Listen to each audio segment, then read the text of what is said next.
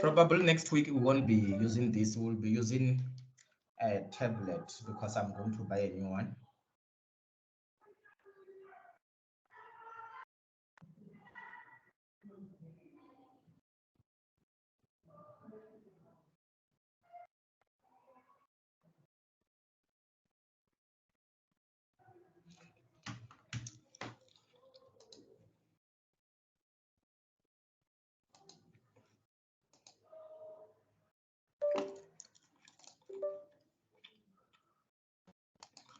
I love the black one and the red pen. So in this, we are going to be dealing with the analytic. Okay, just give me 1 minute. We're going to be dealing with the analytic and harmonic functions. So this is the chapter in your or the lesson in complex analysis is the second lesson or unit that you need to know. You need to know after is the lesson that you need to know after the first one that we did, but it's not really complicated. It's just the matter of we're going to be differentiating the complex number like z equals to x plus iy. So here we're going to be dealing with the differential equations.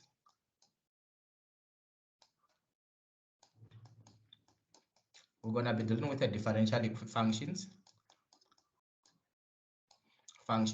So in these differential functions, we are going to use the first principle for the limit. So if we let f, we will have an f, which this f is a complex function. We're going to call it a complex. It's a complex function. So in this complex function, let me write properly. Just that, okay. Complex function. So in this complex function, we are going to define all the points. There will be some point that we are going to define, and we are going to let our we're going to have a z0. So when you say z0, z0, z0, z is equals to x plus y plus iy. So we are going to say we are going to start at z equals to 0. So when we start at z equals to 0, then we are going to find f prime of z of 0.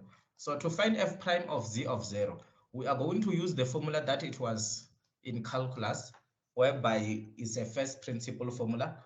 Then we're going to say our f prime of z0 equals to limit when z approaches z0 of f of z minus f of z0 over z minus z0. So now when you have this formula, so this formula here, you can see that z minus z0, we can write it as a change of z. Then the change of z is, we can make it equals to z minus z0. Then when we have these changes, we can make a change in our formula now. When we make a change in our formula, our f prime of z0 is going to be equals to limit when change in z, this change in z approaches, is going to approach, the change in z is going to approach 0. Ne? Because when we say change of z approaches 0, this statement, if I rewrite it, you will see that we know that change of z equals to this. Ne? So this is the same as z minus z0 approaches 0. Then if we take this z0 the other side, it's going to say z approaches z0, which is exactly that. You see that. So now, after writing this, our f prime of z is going to be equals to z0 in brackets z0 plus change in z. So this change in z, if you check as z is z minus z0. So change of z, if we substitute inside here, is going to cancel z. This 0 will cancel with this one. Then we're gonna left only with z. So, and then we're gonna say minus f of z0 over change in z. So this is a new formula that we can use. So now when we use this formula, we can also now we can let our w, we can use w to be equals to f of z. So when you left w equals to f of z, and then the change in w is going to be equal to f of z minus f of z0. So this change of f of z0, this is 0 there.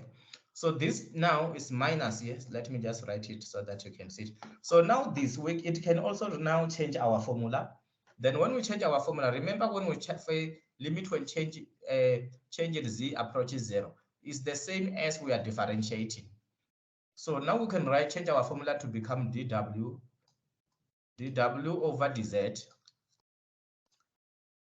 And then this dw over dz is going to be equals to limit when change in z approaches 0 of change in w. This change in w is exactly this, which is the same as the previous one here. This one we just wrote there, over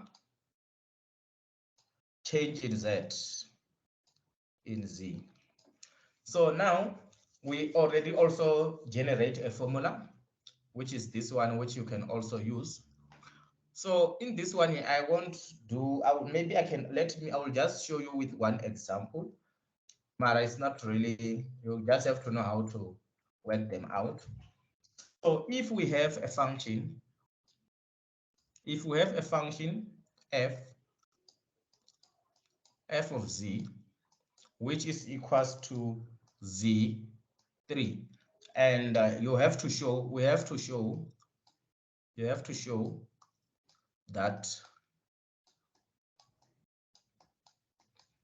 that f prime,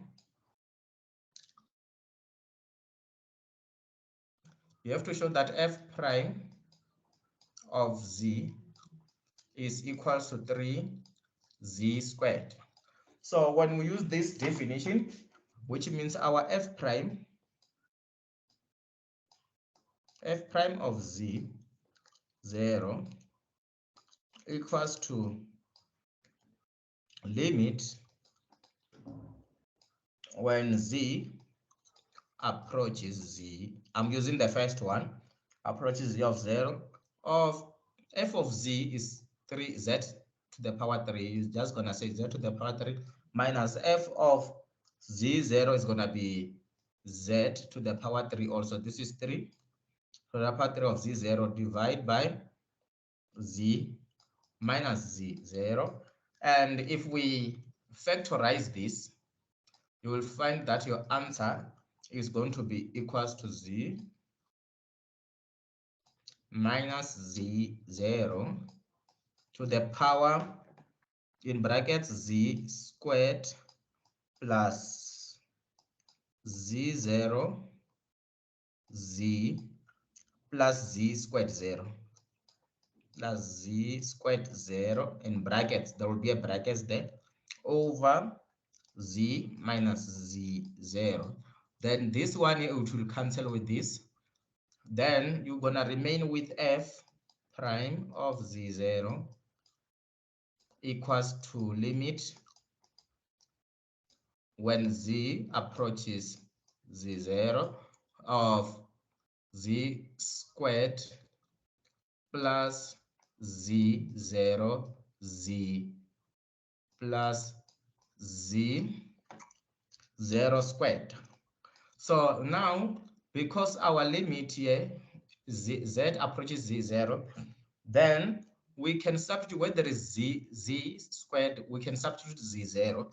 Then this is going to be equals to z0 squared plus, where there is z here, we substitute z0, then z0 times z0 is going to give us z of z0 squared plus this one here also is z0 squared, which is going to give us the answer of 3 is 1, 2, 3 is 3 z0 squared. Then just by doing this, what I just did now, you have shown them how, like you have shown that the f prime of z equals to 3z squared. So this is just a proof that I said. Now let me just show you to how you can apply this limit. So now we're going to go to the real world now. When we go to the real world, we are going to talk about the Cauchy-Riemann equations. So this is the most important one that you must pay attention to. We are going to talk about the Cauchy.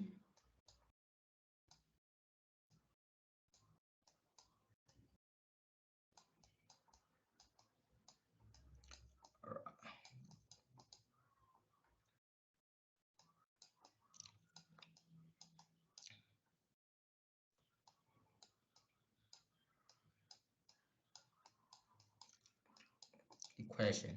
So this one now, when we're talking about that, this is something that was developed by two mathematicians, which is called, the first one is from Riemann, is from is a mathematician from Greek, and the other one I'm not sure. Riemann, I'm not sure. But these two, you must remember, bear in mind that when you were first here, you were used to learn about the Riemann sum, whereby you calculate the sum of when I starting from 0. Then this, when you learn this, you learn them in numerical analysis in first year, and you proceed with it if you did numerical analysis in second year, whereby you start going deeper with his equations. So now we are going to combine the two of these two mathematicians. When we combine these two mathematicians, we're gonna talk about we're gonna let our z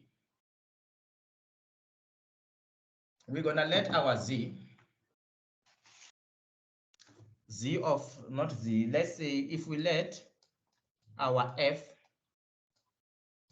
of z, this f of z is going to be equals to, we can let it equals to f of x plus iy in brackets. Then we can let this equals to, we can make it equals to u of x and y plus i of v of x and y. This must be differentiable. It must be a differentiable function.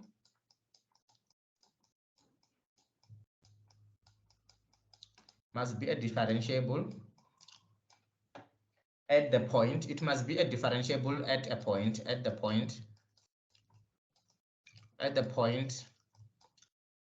point z of 0, which is equals to x0 plus i y of 0. So now when this is differentiable, then the partial derivatives are things that you have learned. If you are doing math, in fact, because this is a final year module in mathematics, BSc mathematics. So if you did MAT 311, which is partial differentiation, whereby you're gonna be dealing with you deal more with the partial differentiation. So, but I will try to explain for you and give you a background about them. So if this one will be partial differentiated, then of which means we will say that we have u and v, they will exist. They exist at the point. They will exist They will exist at a point, they will exist at the point of x0 and y0. And now those two, they are going to satisfy this equation that your u of x0 into y of 0 is going to be equals to v of y of x0 and y of 0. And then it will also be equal to u of x of 0, x0 and y 0, which is equals to negative vy of x0 into y0. So now here we're going to be dealing with analytic of these complex numbers.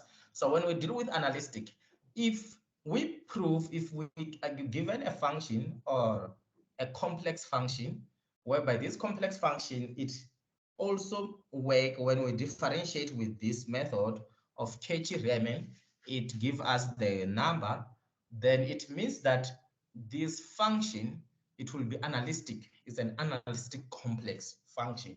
So an analytic complex function, it can be differentiated from nowhere, or it can be differentiated from nowhere, or it can be differentiated in the whole function. When I say differentiated the whole function, I mean that it can be differentiated in all the range.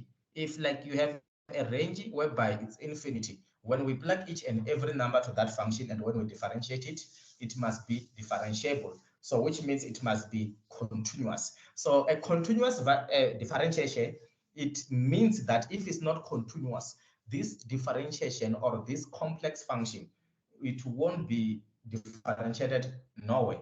So we are going to prove that using this complex analysis. So far, do you have any question? No, can we do more exam questions? Yes, we are going to do more example now.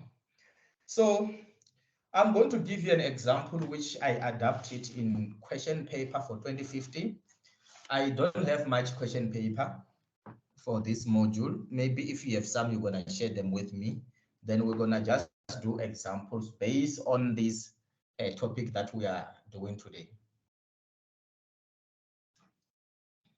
So this question is a popular question whereby you might find it in many question paper, because your lecture is very lazy who's teaching this module, unless otherwise if they change the lecture.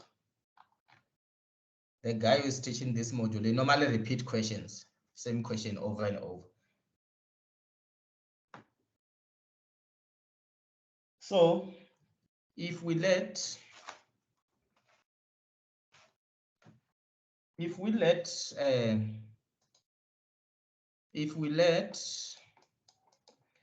a z, which is equals to x plus iy, then whereby your x is an element of real number and also your y is an element of real number, and is define the function of f is in 20 November and October 2015. You can get it. There is question number 3. This question 3. So if f of z equals to, in brackets, z plus 1 to the power 3 minus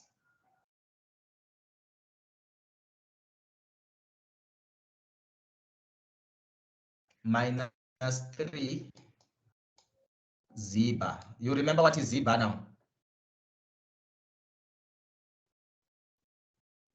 Hello? No. Z bar, is it if you have z equals to x x plus iy, then your z bar is equals to x. It changes the sign here. It's going to be minus iy.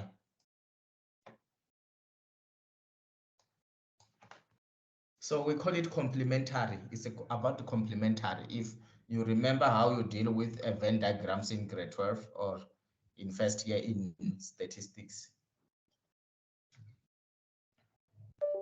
it's called a complementary something. But the only thing that you must remember is that when there is a bar there, the standard formula for z, which is this one, the positive sign will change to negative sign. So, but if they can let you, sometimes they say, let z equals to what? X minus y, iy, then which means your z bar is going to be equals to what? Based on these two, it's going to be x plus iy.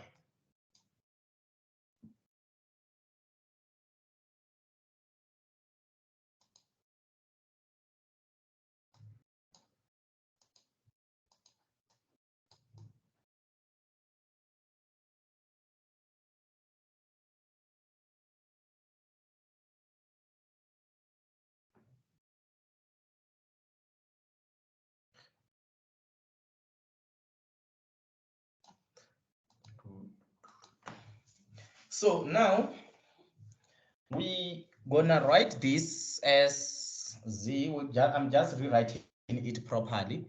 It's the same as z plus 1 to the power 3 minus z. Where there is z, we're going to plug in, we're gonna plug in what this one we're gonna plug in there is gonna be minus 3. Okay, z plus 1 to the power 3 minus 3 in brackets x plus 1. Let me try to open, I think I have, so that you can see how it's written. Do you have this question paper? I have the question paper, but I can't find the question. Or you have this? Let me check if at least you can see. Okay, yeah. There is the question paper here is October, November 2015. And it's question number 3. You see it, let z equals to z, x and y, and define f of z equals to, which is equal to, they gave you this is exactly equals to this. You see that? Then it says, show that f of z is nowhere analytic. So let me copy it. So it's gonna be minus 3 in brackets x plus 1 to the power y squared. Is this Math 3705 or Math 3706?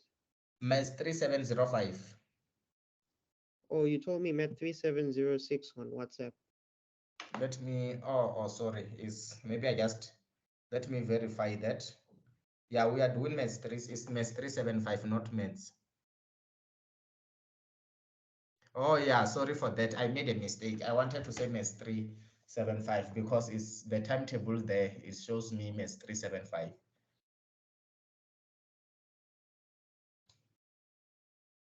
Then this one here, or you can open maybe for MES 375. Gonna be minus 3x plus, should I wait for you to get the question paper first?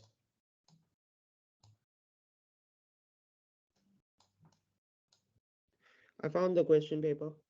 All right, okay, it's fine. At least you have this question. Okay, it's fine, plus 1. Maybe if you have other for this year or 2020, 2021, you can send me to my WhatsApp. So now when we have this question, because you can see I won't copy that much, because you can see this question here, we are going to show that this f of z is nowhere analytic. So the first thing that we're going to do, we are going to take the x part. So if you see here in this question, from here up to where there is I, there is no I, is for u of x and y. And the part after y here is for u, is for v of x and y. So now we're going to rewrite them properly. When we rewrite them, our u of x and y is equal to x plus y to the power 3 minus 3 in brackets x plus y to the in brackets y again, close brackets y squared minus 3x. And then our v of x, y, v of x and y is equal to y cubic plus 3y minus 3 in brackets x plus 1 squared and y. So now when we have written this, we must differentiate. We are going to differentiate u. We're going to start with u.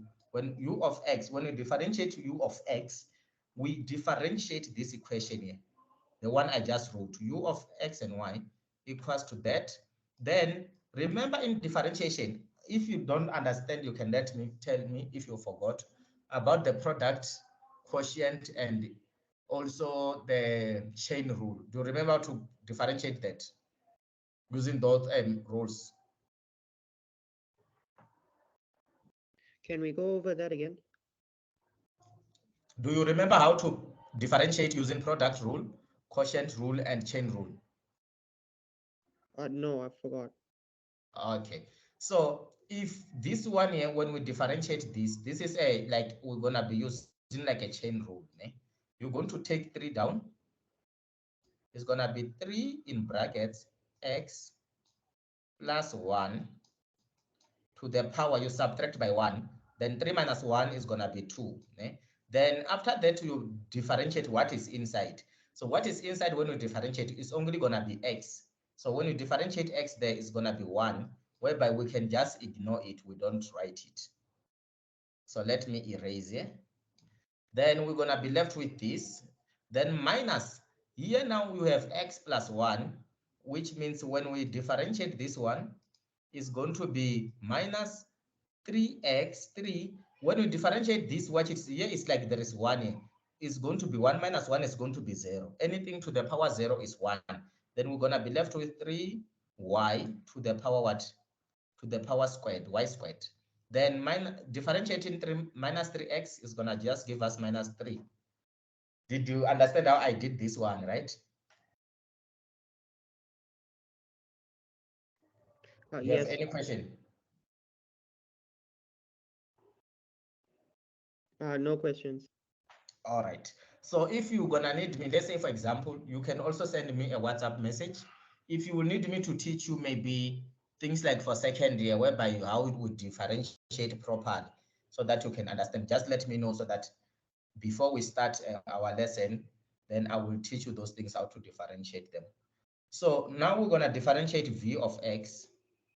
When we differentiate v of x, we focus on this equation here. Our v of x, when we say v of u of x, you see that I was only focused on the x numbers, not y. When I differentiate v of x, I'm going to say equals to this one because it's y, I don't focus on it. This one because it's also y, I don't focus on it. But when I come this side, there is x plus y.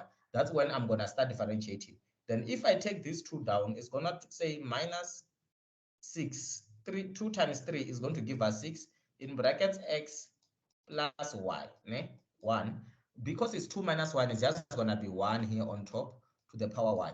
Because everything that is inside there, when we differentiate it, is going to give us 1. Then I will go to differentiate my u of y. To differentiate u of y, I will focus where there is y. The only place where there is y is in this one here. So I'm going to differentiate this 2 here is going to come down. Then it's going to be minus 3 times 2, which is going to give us 6 in brackets x plus y. I'm going to write it as it is. Then I subtract by 1. I'm going to be left with y. Then after that, where there is u, v of y, we're going to differentiate v of y. Where there is y is this one, this side. Everywhere there is y in this equation, then it's going to give us 3. This y to the power 3 is going to say 3y squared plus 3. Then here, because it's only y, we're going to be left with minus 3 in brackets x plus 1 to the power 2. So now, according to the rules that I showed you before, just that I already deleted, according to the rules, we must either find our mu. We say that our mu of x is equals to negative v of y. So if you check that, I'm saying equals to negative v of y. If you check your mu of x, your mu of x equals to 3 in brackets x plus y. You see this one, 3, this 3 is positive, né? But here when you check, it's negative 3x plus y, which is the same, but the only difference is negative. Then this also means if I can just factorize to show you that this is the same, our mu of x is the same as negative v of y, I can rewrite my v of y, this one here. I will take out the negative value. If I take out the negative, I will say negative in outside in brackets is gonna be negative 3y squared minus 3 plus 3 in brackets x plus 1 squared. So if you see this, you will see now if I take out negative, it's exactly the same as this. Do you see that?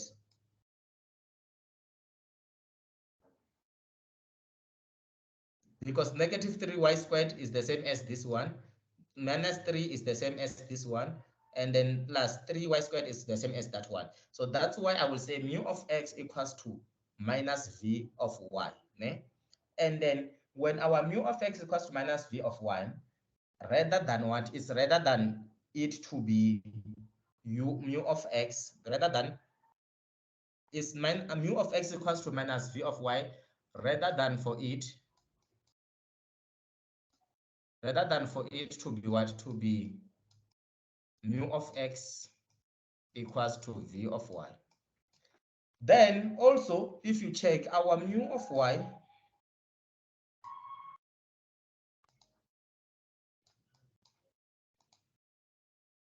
so also if you check our mu of y equals to what? Equals to v of x. If you check this, is negative 6 x plus 1 in brackets y. If you check v of x is negative 6 x plus y, they are exactly equal. So now when we have this is equals to this rather than what? Rather than mu of y to be equals to v of x. You see, so you say rather than the opposite of that. Then when we have this means that our mu of x can be valid, only valid. Can you give me one moment to answer a call now?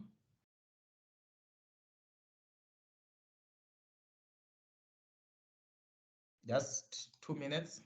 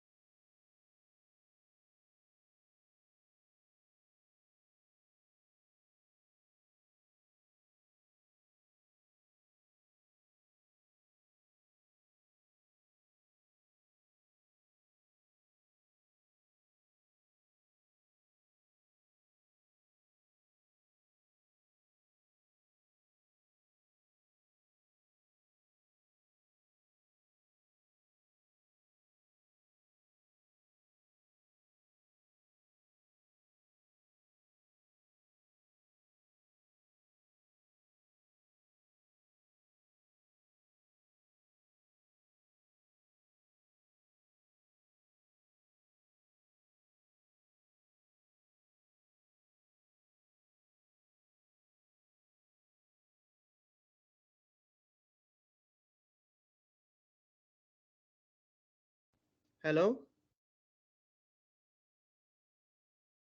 Your mic is muted.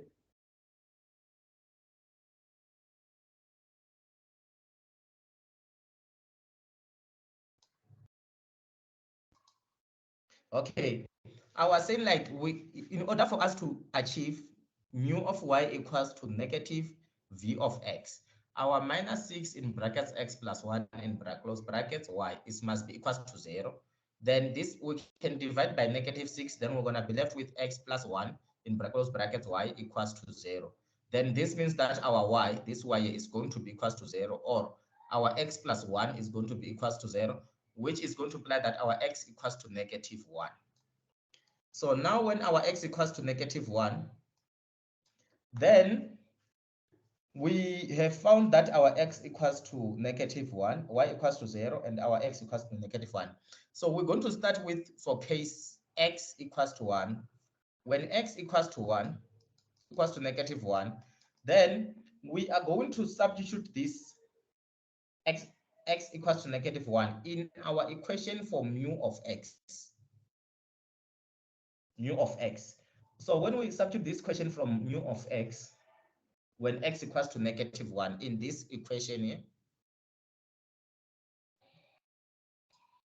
mu of x is this equation. Whenever we substitute negative 1 here, you will see that if we put negative 1 here, you will see that negative 1 plus 1 is going to give us 0. Then we're only going to be left with minus 3y squared minus 3. So which means if we substitute negative 1 there, our y, our mu of x is going to be equals to minus 3y squared minus 3. And this equation here is going to be equal to, again, in this, if you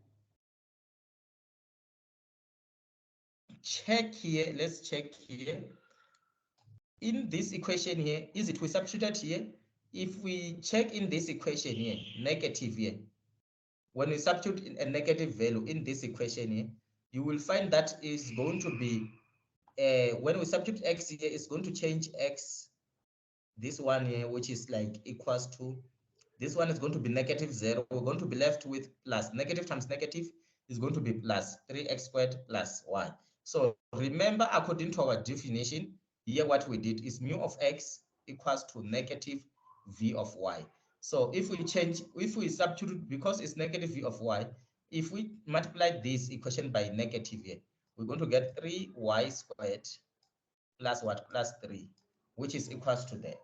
So now when you have found this, you can just solve, you group the like terms. When you group the like terms, if we take this one, the other side, if we take y, if we take minus 3y squared the other side, we're going to have 6y squared equals to, you take this one the other side, you are taking this one the other side is going to be minus 6. Then you can divide by, we can divide this by what? We can divide this by minus 6, divide by 6. We're going to get our y squared, which is equals to negative 1. So we get the square root of negative 1. The square root of negative 1 in a complex number is equals to plus or minus I. So which means your y after square root, your y is going to be equals to plus or minus I, a complex number, I. So when you have this, now we have the points, which I'm gonna write them. I can rewrite them properly. When x is negative 1, you get the point I, and also when your x is negative 1, you get the point negative I. Then we're gonna go to a point also. Remember, we only worked with the point when x equals to what? Negative 1. Then we're gonna go to a case when y equals to 0. When y equals to 0, we use the same format, use the same method. Your mu of x, if we substitute 0 here to mu of x, is going to be 0, 0. You will see that your mu of x is going to be 3, is going to be equals to 3 in brackets x plus 1 squared. 3 in brackets x1 plus 1 squared, and this 3 in brackets x1 squared minus, remember here there is minus 3 here, minus 3, because that 3 is not attached to anything, minus 3. Then when we substitute this is going to be equals to, if you substitute y here where there is y here in v of x, your v of x, if we put 0 here, this is going to be 3 minus, you see that, going to be 3 minus 3 in brackets x plus y squared. 3 minus 3 in brackets x plus 1 squared. So now we have this equation. If we group the like terms here, you will see that this one, if it goes that side, you're going to have 6 in brackets x plus 1 squared equals to, you take this one, the other side is going to be 6 also. Then if we divide everything by 6 here, then this implies that our x plus 1 squared is going to be equals to 1. So you can just do a direct, for example, if you square root both sides, if you don't want to take much time, you square root both sides, you will see that your x plus 1 equals to plus or minus, you will see that your x plus 1 equals to plus or minus 1. Then when it's plus or minus 1, if you take this, the other side here, we can only take, if it's number, you can take the only positive side. Then when you take the other side, then you will see that your x is going to be equals to 0. Do you see that? You get the x equals to 0. When you have x equals to 0, then you will come to this equation. Actually, let me say, because here we are dealing with complex numbers, don't take the positive side only. You must take both sides.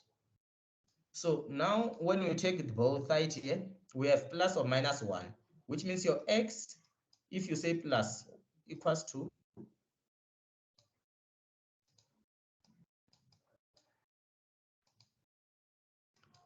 so if we say equal to, if we take the positive one, it's going to be 1 minus 1. If we take this one, the other side, which is going to give you 0.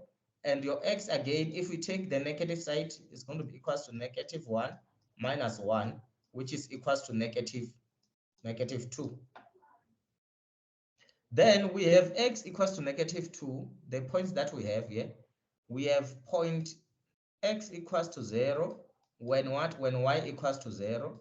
And we also have a point when x equals to negative 2 when y equals to 0. The 0 of y is this one. So now, after when we have done that, so base, because of we got these points, you can see 0 into 0, 0. When these points, they're indicating that this function, that complex function that we are working on, is differentiable at 0, and it's also at 1 into 2, and it's also differentiable at negative 1 into I and negative 1 into negative I. So we have all those points. So what is the meaning of that? So the meaning of that, it means that this function is differentiable. This function is differentiable only at the points, those points that I mentioned, and then, but but any neighbor of this function or of those points contains where of those points, they are differentiable nowhere any analytic. So which means there are some points whereby this function, that function of f of z we were working with, there are some points whereby it's not differentiable. So because of it gave us those points, we can conclude that f of z is nowhere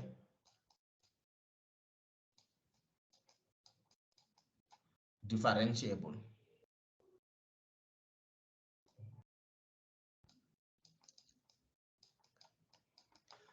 So you can work a question whereby when you work a question, you might find that when you find the differentiable, you find that the differentiable is greater than 0, greater equals to 0. And you also find that the differentiable is less than or equals to 0. Both sides. You can see that this, when you get this kind of question and this kind of solution, so this means that this differentiable, a complex function, is differentiable everywhere. So which means it's analytic, is everywhere analytic.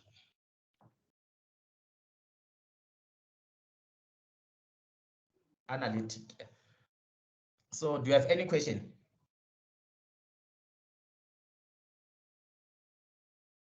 No. Okay. So what we can do now, I don't really have much question paper. Maybe you can send me one of the question paper. We do a question based on your question paper that you have. Okay, I'll send the question papers. Okay, I'm gonna be waiting for you now.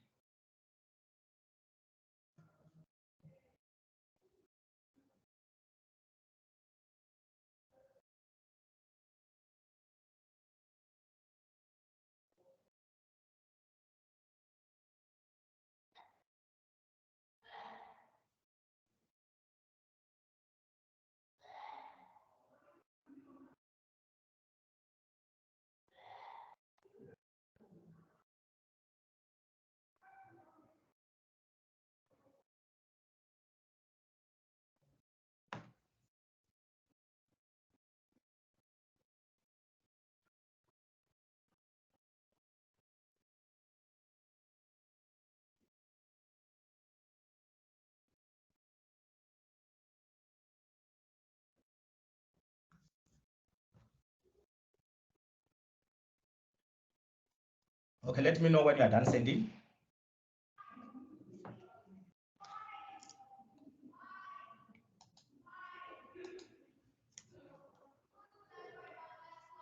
You can only send one question paper. I think it's gonna be fine. Or you can just send them, all of them, the ones you have. But maybe we'll select, I will select one question, then I do it with you.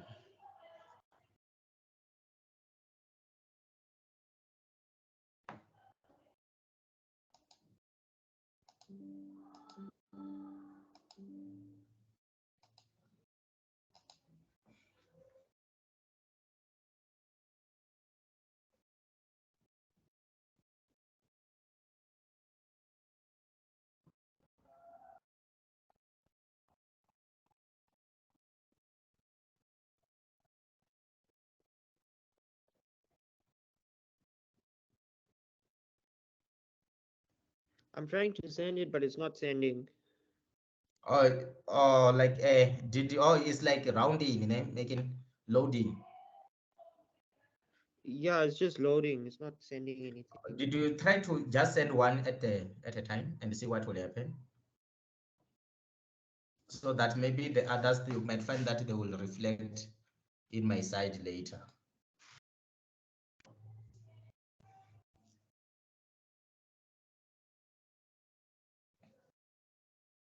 But do you see that this question is very simple?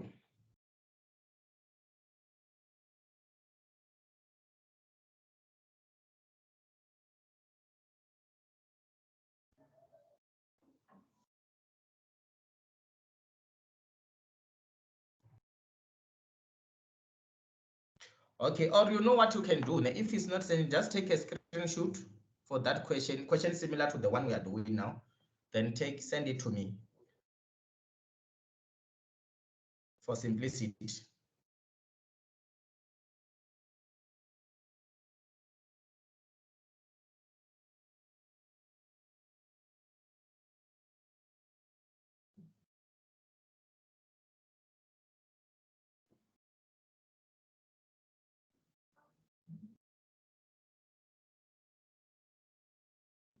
Okay.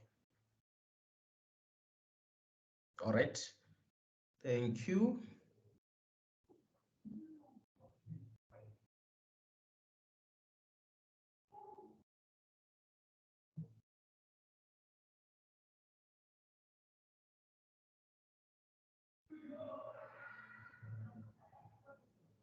All right. So if you look at question number, if you look at question number 3, question 3 in the first one that you sent, question number 3, it says compute the, not sorry, question number 3, I'm not there, let me go back. Yeah. All right, question number 3, it says let z equals to, our z equals to x plus iy. Then I won't copy everything and define f of z. Our f of z is equal to, is that I there? Iz, I see Iz bar there. Is it I?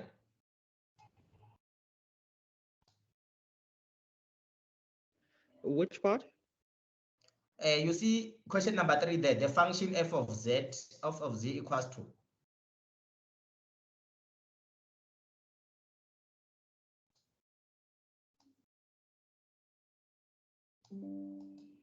Do you see it there? I'm not sure if it's I there because I only see z bar over absolute value of z squared, where z is not equals to 0. But there is something there on top there. Okay. I sent another picture. All right. Okay.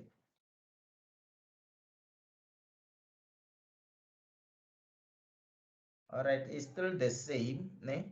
But when you look at it in your side, is it I? Yes. It's I, né? All right. Yes. So now, the first thing that we can do here, we can write this, our I z bar over absolute value of z squared. So absolute value of z squared, remember absolute value, when we have z equals to this, the absolute value of z is equals to square root of x squared plus y squared. Né? Then when we put square there, we're going to also put square root there, square. Then we're going to be left with x squared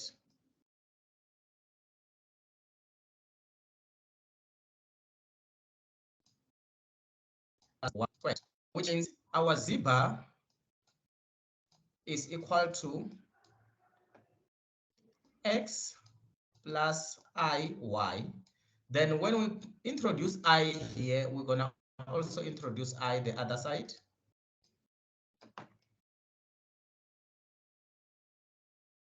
We're also going to introduce I the other side. When we introduce I the other side, okay, when we introduce I the other side, we can write this as I x plus I squared. Remember our I equals to square root of -1. Then if we say squared, which means our I squared is going to be equals to -1. Né? Then this one is going to be minus I squared minus y. So which means we can rewrite it as minus y plus I x. So now here, I'm still just showing you the process of answering this question. Then we can write our f of z to be equals to minus y plus I x over x squared plus y squared, whereby our x squared must not be equals to negative y squared. Or you can just say x squared plus y squared must not be equals to what? Must not be equals to 0. Then now when we have done that in that format there, I think when we have done in that format, and remember the other thing that I made a mistake here, I say z bar, if z bar, here the sign must change here. So it means that it must be negative. Then when it's negative here, then it means that here when you say I times this one is going to be positive I plus.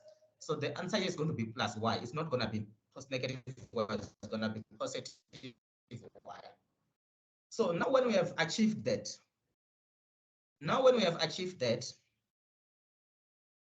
we can find our mu of what? We can find the mu of x and the v of x. So the mu of x and y equals to, we check mu of x is the side where there is no I, it's going to be equals to y over x squared plus y squared. And our v of x plus y is going to be equals to the side where there is I. The side where there is I is what? If we check in our equation,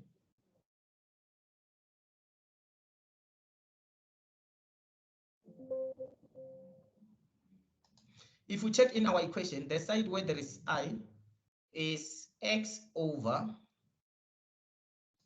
x squared plus y squared. So the problem part there, you sent me your memo, you sent me a memo. Then when you sent me your memo there, if you check properly in your memo there is a mistake. Do you see that? Which part? When they say with u equals to y over x squared plus y squared is fine, but when it comes to v and they say v equals to negative x over x squared plus y squared. Do you see that? Yes, I see it. It's not supposed to be negative there. It's supposed to be positive.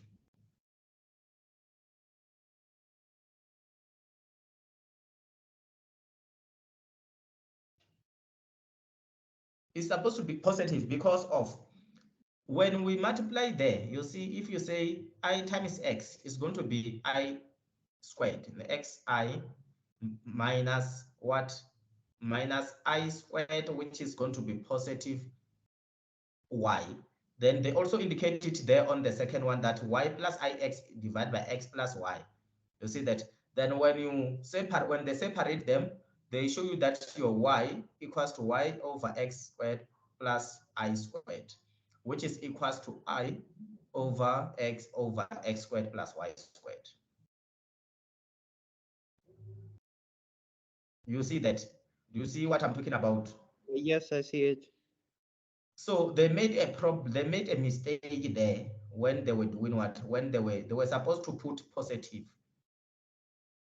It's just a technical error. So you must mark that into account. So now when you have written something like this, we can find our mu of x. To find your mu of x, you must use the quotient rule. Quotient rule says you divide, you say over, you rewrite what you have is x squared plus y squared, you square it, then we differentiate what is on top. What if we differentiate what is on top first? We're going to get 0 minus, then we differentiate this one here now. When we differentiate that one is going to be 2x. But why? Because we are only differentiating with respect to x, we leave it as it is. And I'm gonna, due to maybe because of my issue that I have with my laptop, we're gonna just have 1 hour 30 minutes, so that we don't have any problem, because it's a even problem that I'm gonna try to fix maybe next week, not now. So after that, I'm gonna be recording that I'm taking 1 hour and a half classes. Then I'm also gonna inform your mother about it.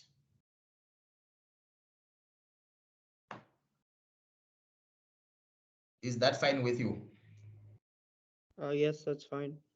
All right. So now when you differentiate here, when we differentiate this part, because we are differentiating with respect to x, you only differentiate x only, then you leave the side of y. But sometimes you can find that you have x squared y. For example, let's say plus x squared. If you have something like this, you will come and differentiate this x. It's gonna be y. It's like you're gonna be left only with y squared plus what you differentiate to x, you're gonna be 2x. Do you get it now?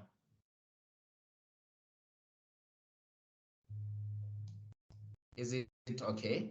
So if you understand that part, then we're gonna differentiate v of x. Ne? V of x, when you differentiate it, v of x is going to be you could just write first x squared plus y squared. You bracket, it's a quotient rule, you square them. Then when you differentiate this one, it's going to be 1. Ne? You say 1 in brackets x squared plus y squared minus, then you differentiate this one on top there with respect to x. You're going to say it's going to be 2x. Multiply by this x, we can just write 2x squared. Do you get it? Do you have any No, question? I don't get that part. You mean this part? Okay. Let me differentiate properly. Ne? When you see the differentiation of quotient rule, I'm gonna give you how you work. If you have a function f of x, whereby our f of x equals to h of x divided by g of x. So the rule says that, or the formula, you say you square g of x, you say squared, then you differentiate h prime, you differentiate h of x, you multiply it by g of x, you say minus, now you differentiate g of x, g prime of x, then you multiply it with what? With h of x. So this is the formula. So in this formula that we have here, if I have a function which is a y equals to x squared, x over x squared plus y squared. So when I differentiate this, following this formula, I'm gonna put in brackets x squared plus y squared, close brackets, squared, ne, is this part, over, I differentiate this one on top, which is x. X, when you differentiate x, is going to be 1. I multiply it with what? With x squared plus y squared, close brackets, minus, then I differentiate, which is denominator, which is x squared plus y squared. Because my differentiation here is only with respect to x, I'm only going to differentiate x. Then y is going to be like 0. Then I'm going to have x squared, 2x. I'm going to have a 2x. Then I multiply this with this. H of x is x. I multiply it with x. Ne? Then when I rewrite this, you will see that it's going to be the same as x squared plus y squared, and close brackets, minus 2x squared over, you can just put brackets is fine, or just a small brackets is okay, x squared plus y squared to the power 2. Now you can simplify. You can see that this one to x squared minus 2x squared is going to, they are like terms.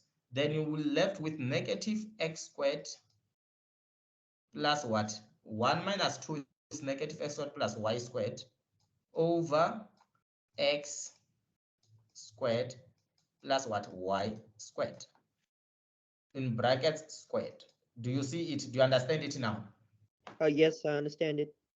Okay, so that's how you do it. So here, remember, when we get to this point, we're calculating what? We're calculating v of x. So if you check there in your memo, you will see that v of x equals to, do you see that is the same as the one I get?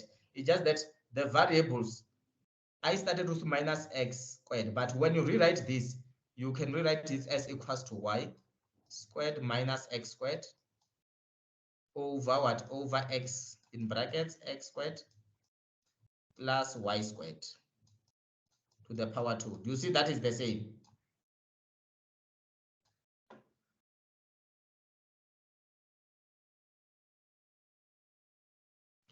So now we have found, we just did what? We just did mu of x and v of x. Ne? Then we can now calculate, can I erase here? Yes. Okay. Now we found mu of x, we also find v of what? V of x. Now we can find mu of y. Mu of y. So to find mu of y, we are going to that equation, our equation there for mu of y. We're going to say our mu of y is going to say still be the same way, is x squared plus y squared to the power squared. Then when we differentiate y, there on top, there is y on top for mu, is going to be 1 in brackets, in 1 in brackets x squared again, plus y squared, minus, then when we differentiate what? The 1 on top is going to be 2y, multiplied by y is going to be y squared. I guess you understand this part, because there is y there on top for mu. It's going to be y squared minus 2y squared. So this one here, we can rewrite it as equals to x squared minus y squared over in brackets x squared plus y squared to the power 2. Then we can calculate now v of what? V of y. When we calculate v of y, our v is positive x, not minus, is x over. There in your memory, they make a mistake there. X over x squared plus y squared. Ne? Then our v of y is going to be equals to the same process, is x squared plus y squared again. When we calculate x, is going to be 0, because this one here there is no y. Ne? It's gonna be 0 minus, we won't write that 0, we're just gonna write minus. Then we differentiate what is inside for y here, is going to be 2y multiplied by this x here is gonna be 2yx. Do you get it? Yes. So now I want you to go to your memo to show you that in your moment don't make a mistake. In number v of y, do you see that they got exactly the same answer as mine? When I'm not using negative value here on top.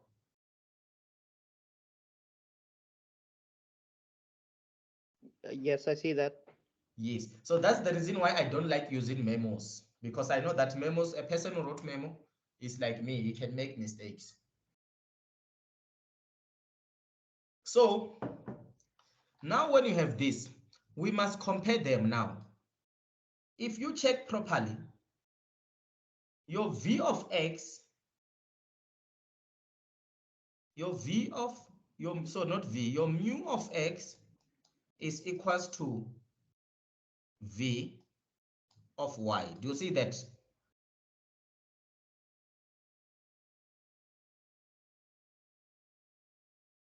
Even if you check in your memory, you will see that is exactly the same. And your mu of y is equals to negative v of x. Do you see that?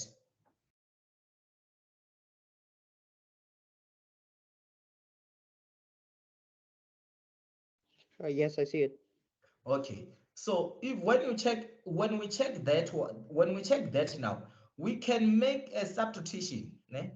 We can let, because this mu of x equals to v of x, we can let our mu of x to be equals to 0. When we make our mu of x to be equals to 0, it implies that we are going to say, or not really making the, you can substitute back. For example, our mu of x equals to minus 2xy over in brackets x squared plus y squared to the power 2, which is exactly equals to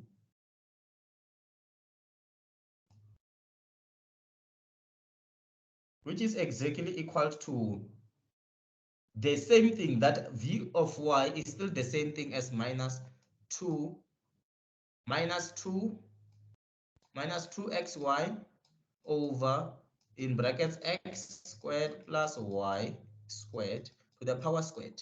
So if we make this equals to 1, which means you will agree with me that minus 2xy over our x squared plus y squared to the power squared, when we make it equals to 0, over, we can say over 1, this will multiply this one with and this one and multiply this one. So you will see that if we do a cross multiple here, we're gonna get minus 2xy equals to what? Equals to 0. Ne? And if we check, you will see that your x equals to 0, or your y is equal to what? Equals to 0. And if these two values are equals to 0, and we substitute them back here in this equation, it's going to make our equation undefined. Our equation is going to be undefined. So when the equation, this equation is undefined, undefined,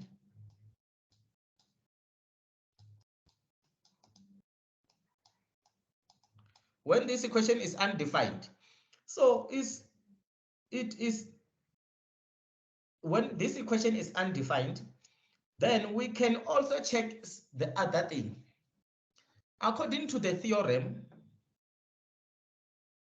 even before we go further, according to the theorem of Cauchy-Riemann, is that if you find your mu of x is exactly equals to mu v of y, and you also find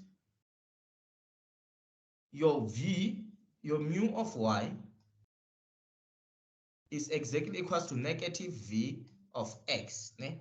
It means that this is a theorem that was written. It means that if you find this without working them out, it means that this equation is differentiable everywhere. It's differentiable. It's differentiable everywhere if you find this. So this is written in terms, is in the formula, in the, not formula, in the theorem of this guy. So based on the data that we get, even before we even check it, you will see that here when we get the equation, in our equation, we got that exactly this. So this means that this function is differentiable everywhere.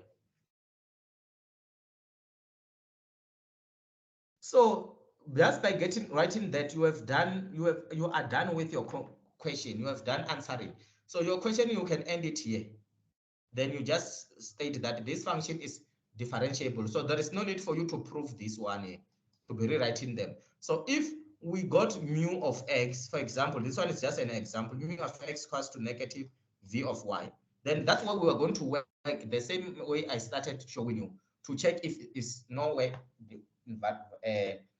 differentiable. But this one is just a straightforward. Are you still here? Yes, I understand everything. Okay, so you see that this question is very, very simple. Then when you write your equation now in terms of f prime of x or f prime of z, then your f prime of z, you just use, remember, is mu of what? Of x, in brackets x into y, plus I v of, I think I gave you first of all before we started with this lesson. So you just substitute back what you got. In what we got there, we got that this is mu of x is negative 2xy over x squared plus y squared to the power 2 plus I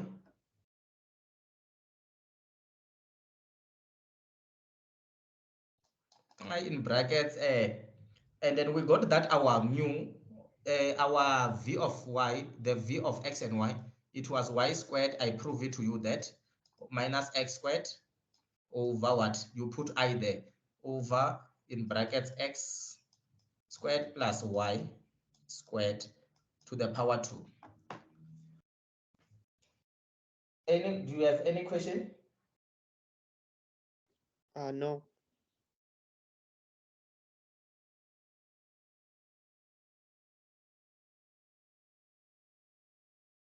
So if you don't have any question, I will suggest that maybe can you send me those questions you have in the form of PDF?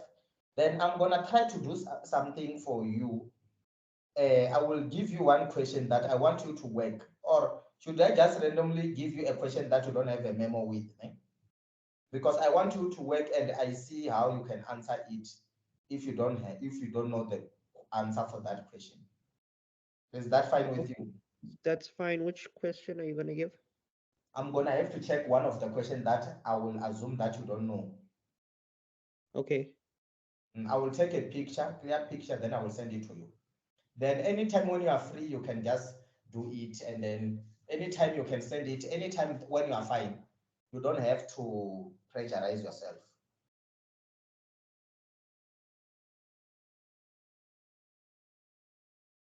So if you don't have any question, I assume maybe this lesson was very beneficial to you. And I assume that maybe these things that we did today, they are not that much hard, and then maybe you understand them.